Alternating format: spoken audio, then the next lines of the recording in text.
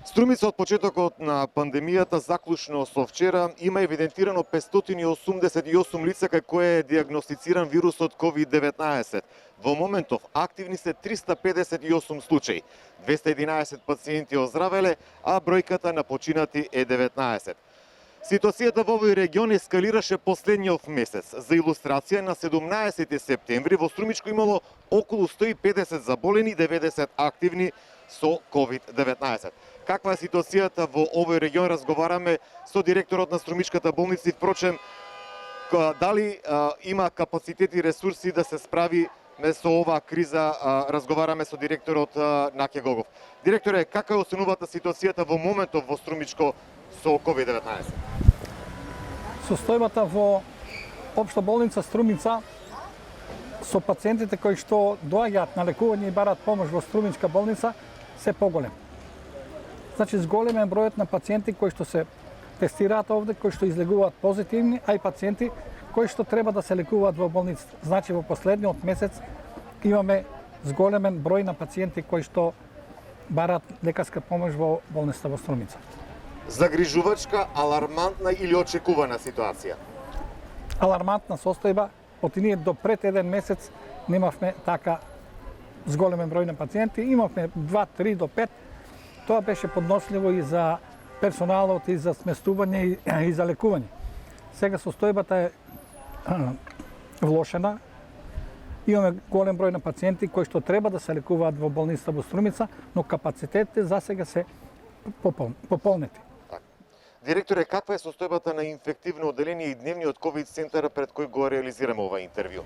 Состојбата во болницата на инфективно одделение полн капацитет, сите кревети се пополнети од пациенти кои што се лекуваат и плюс пациенти кои што доаѓаат на дневна болница кои што ја примаат терапијата од инфектолозите. Значи, капацитетот е исполнет, а тежината со персоналот кој што работи во болницата е веќе, како да кажам, при крајот со силите настојуваме да го одржиме тонусот на работата на инфективно одделение. Со оглед дека спомнавте полне капацитетот на инфективно одделение, па и овде на дневната ковид центра, најавувавте проширување. Овозможени ли се дополнителни кревети? Прво, во тој дел отворивме 13 кревети, но сега, од пред 2 дена, пуштивме, севкупно имаме 19 кревети.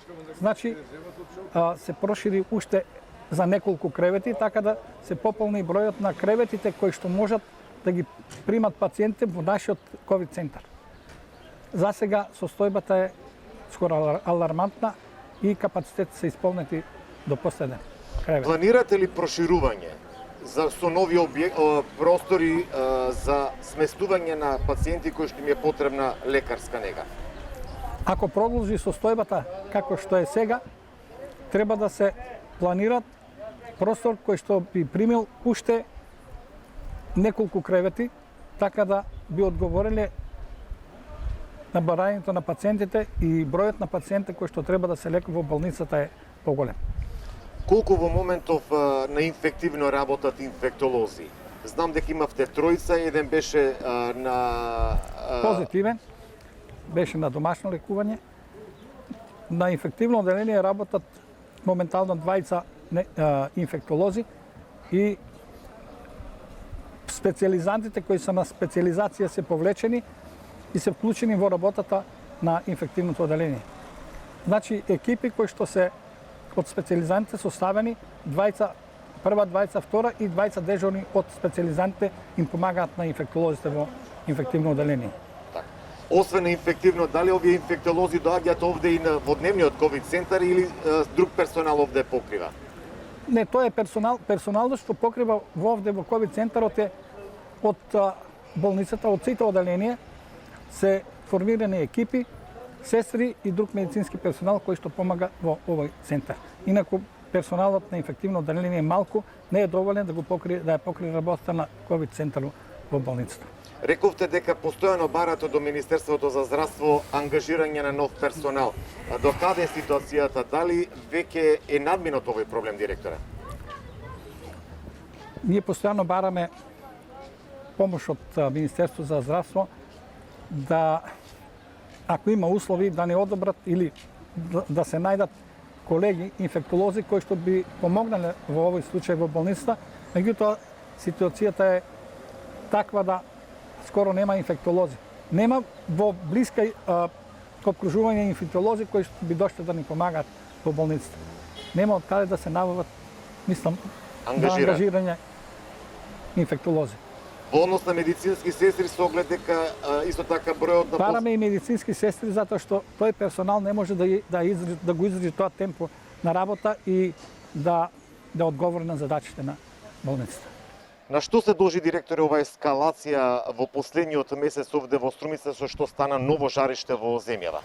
Аз мислам дека ескалацијата со зголемен број на пациенти се должи на групирање, правење, дружење, непочитување на препораките на комисијата и едноставно некои не веруваат дека постои корона, па викат нема корона, нема што да носеме маски. Едни викат на телевизија дека маските се штетни, други викат дека се задолжителни да ги носат. Меѓутоа, фактички недисциплината на граѓаните во однос на заштита од коронавирусот. Но предпоставам дека овој случај го имало и до септември, но буквално овој месец пламни стана жариште Струмица.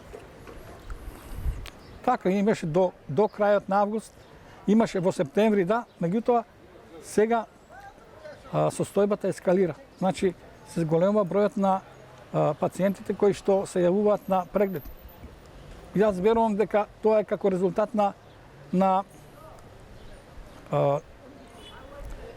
собирите што ги прават, свадби, веселби, разни други манифестации и така се инфицираат меѓу себе, не почитувајќи ги правилата за носење на заштитна опрема. Ваши колеги велат дека тоа е резултат и на младите кои што беа многу динамични во септември и летниот период, или? Секако да не ги напагам сега младите, меѓу нив има и луѓе кои што се дел од фамилиите. Сега младите се дружат по кафичи, дискотеки и така прават журки. Меѓутоа, ако еден се инфицира од фамилијата, од младите, ќе ја пренесам болеста во домашни услови, кај фамилијата. И така се јавуваат од една фамилија повеќе луѓе да бидат инфицирани. Дали ова ситуација се рефлектира на останатите здравствени услуги кои што ги испорачува Струмичката болница од оделение? Мислам, со оглед дека ротираат средства и каква ситуацијата таму? Секако таквата состојба од коронавирусот се рефлектира и врз другите оддели на болницата и целото внимание е свртено кон инфективните болести, инфектолозите и коронавирусот, за да може да се постигнат максимално резултати кои што можат да ги дадат докторите. Меѓутоа, не се запоставуваат и другите оддели, другата патологија, како интернистичка, хируршка и така натаму. Се трудиме да одговориме на барањето на пациентите, да бидеме секаде присутни докторите и медицинскиот персонал да им помогнеме на граѓаните кои што имаат потреба од медицинска помош. Директор, јас ви благодарам на ова интервју. Само подсетување дека бројката на активни случаи во Струмица од 358 не се однесуваат само на градот и општина Струмица. Во ова бројка, според податоците од Институтот за јавно здравје, се влегуваат и лица инфицирани од општините Новосело, Босилово и Василево.